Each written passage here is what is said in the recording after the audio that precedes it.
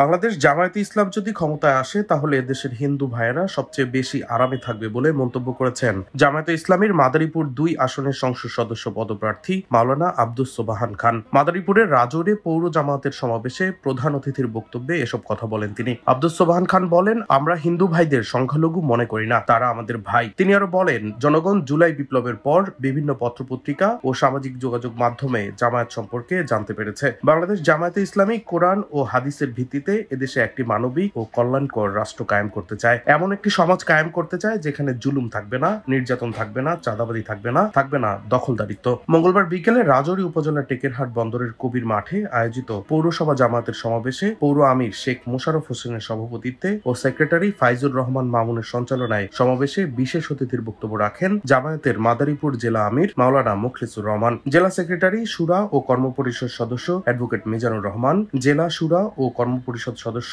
মাওলানা KM Osman Gani, Rajaur উপজেলা আমির সহকারী অধ্যাপক আলী আহমেদ আকন, উপজেলা নায়েবে আমির মাস্টার নজরুল ইসলাম ও উপজেলা সাবেক আমির মাসুদুর রহমান ফরাজি।